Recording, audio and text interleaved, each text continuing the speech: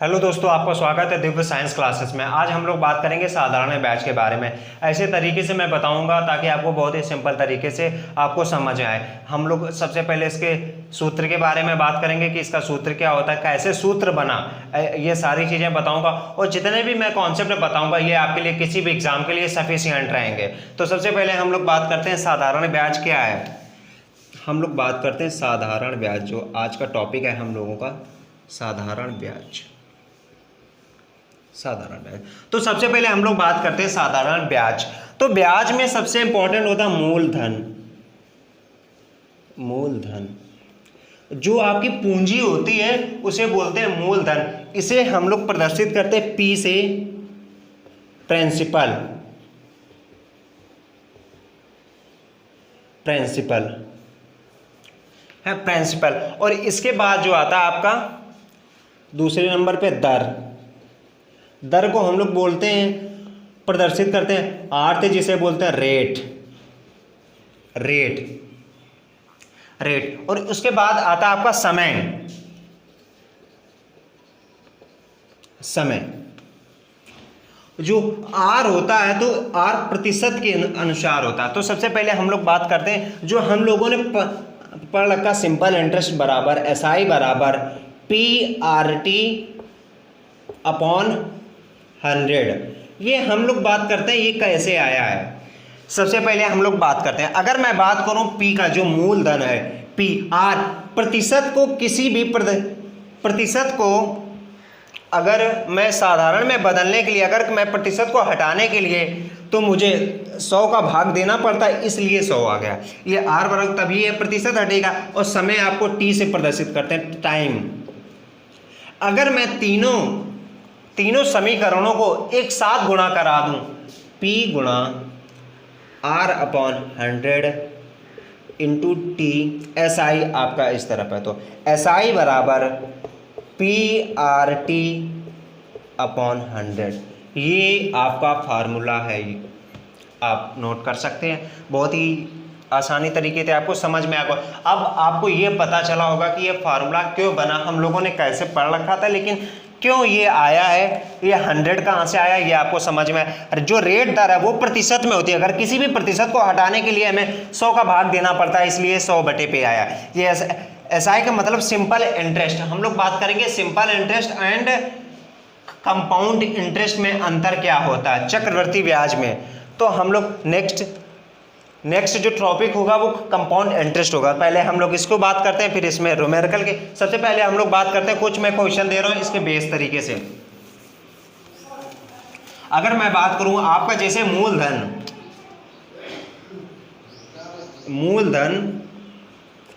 500 रुपए है। अगर मैं बात करूं इसके रेट की, जो इसकी दर है वो आपकी 5% है, ठीक है। और इसका जो समय है इसका होता है 2 वर्ष। अगर मैं बात करूं समय आपका 2 वर्ष, तो इसका साधारण ब्याज आपको बताना। तो हम लोगों ने क्या पढ़ रखा है, एसआई बराबर P into R into T बटे 100। तो P की जगह कितना हो गया, 500 गुणा आर कितना, 5%। इसके बाद समय कितना आपका, 2 वर्ष इंटू 100। ये से ये 0 कैंसिल आउट हो जाएगा, 5 दूनी 10, ये कितना आ जाएगा, 50 रुपये। ये आपका जो ब्याज है। अगर मैं बात करूं इसका, मैं अलग अलग तरीके से निकालूं, पहले 1 वर्ष का निकालूं, फिर 2 वर्ष का, तो ऐसे भी देखते हैं क्या ही 50 रुपये आता, क्या ये चक्रवृद्धि ब्याज और इसमें कितना डिफरेंट है। ये भी चीज़ मैं आपको आज डाउट क्लियर कर दूंगा।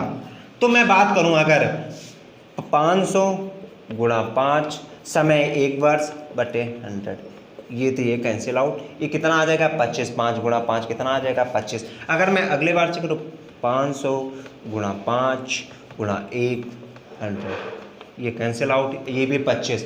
अगर मैं एक वर्ष ये कितने बन जाएंगे, 2 वर्ष। अगर 2 वर्ष का ब्याज मैं 25 जोड़ दूँ तो कितना आ जाएगा, 50 रुपये,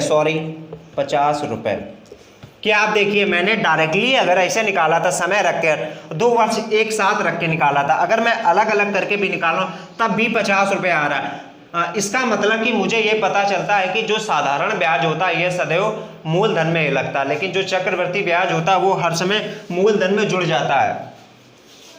तो अगर मैं बात करूं जैसे कि इसी सवाल में आपसे पूछ दिया जाए, अगर कोई भी सवाल आपको ऐसे दे दिया जाता है, इसमें से एक चीज मैं नेक्स्ट सवाल आपको देता हूं, जैसे कि इसमें लिखा है मूलधन, आपका मूलधन है 1000 रुपये, आपका समय है 2 वर्ष, जो दर है ये आपको ज्ञात करनी है, और आपका जो साधारण ब्याज है, साधारण ब्याज, आपका साधारण ब्याज है 500 रुपये। तो आपको इसमें रेट बताना कि कितने रेट से आपको करें ताकि आपको 500 रुपये ब्याज मिल जाए। तो हम लोगों ने वही फार्मूला पर रखा था, SI बराबर P into R into T upon 100।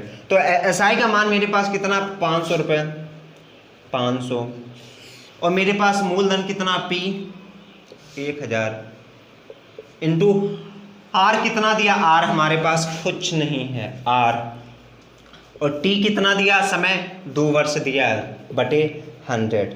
इसका मैं क्रॉस मल्टीप्लाई करा दूं तो 2000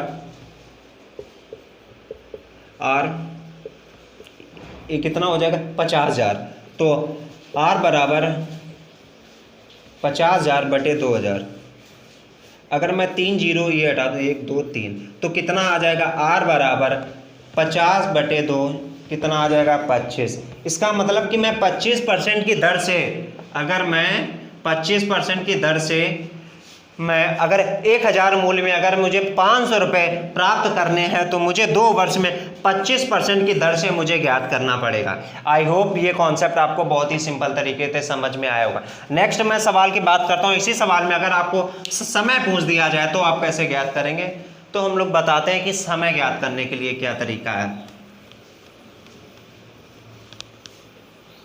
जितने भी मैं कॉन्सेप्ट बता रहा हूँ ये आप किसी भी एग्जाम के लिए सफिशिएंट है। अगर आप सिंपल तरीके से आपको ये कॉन्सेप्ट आपको यूज़ करने हैं तो कोई भी सवाल आएगा आप बहुत ही सिंपल तरीके से कर लेंगे, क्योंकि इसमें सबसे इंपॉर्टेंट आपको फार्मूला पता होना। अगर मैं नेक्स्ट सवाल की बात करता हूँ, जैसे कि दिया है मूलधन बराबर 5000 और आपका जो रेट है, जो आपका रेट है वो 5% दिया है। आपको समय ज्ञात करना है, आपको समय ज्ञात करना। जो आपका SI है वो आपका दिया है 100 रुपये। तो आपको ऐसे ज्ञात करना, तो हम लोग SI बराबर P into R into T। मैं इतने बार फार्मूला को लिख रहा हूँ ताकि आपको हर बार फार्मूला याद हो जाए, बार बार आपको रिपीट कर लेना। आपको अब की बार क्या करना, पता करना है, T पता करना है। SI मेरे पास कितना है 100 रुपीज़, 5000 रुपये, 5000। R कितना, 5% की दर से, T मुझे पता करना है इंटू 100। फिर से हम क्या करेंगे, इसका क्रॉस मल्टीप्लाई कराएंगे तो ये कितना हो जाएगा 2500, सॉरी 25,000, 25,000 T, ये कितना हो जाएगा 10,000। अगर मैं इससे काट दूं, ये 3 जीरो से 3 जीरो ये खत्म हो जाएंगे, तो T बराबर 10 बटे 25, तो मतलब कि 0.4 वर्ष। ये आपका आंसर आ जाएगा। अगर आप किसी भी कॉन्सेप्ट तरीके से अगर ये आप कॉन्सेप्ट यूज़ करेंगे तो आपसे कुछ भी पूछ दे, SI पूछ दे, मूलधन पूछ दे, कुछ भी पूछ दे। अगर और मैं एक सिंपल तरीके से बता दूं, कोई भी मूलधन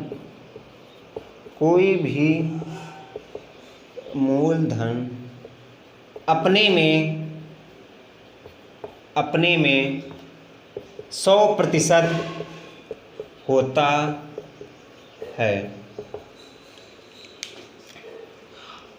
आई होप ये चीज़ें आपको बहुत अच्छे तरीके से समझ में आई होंगी। अगर आप इससे रिलेटेड कोई भी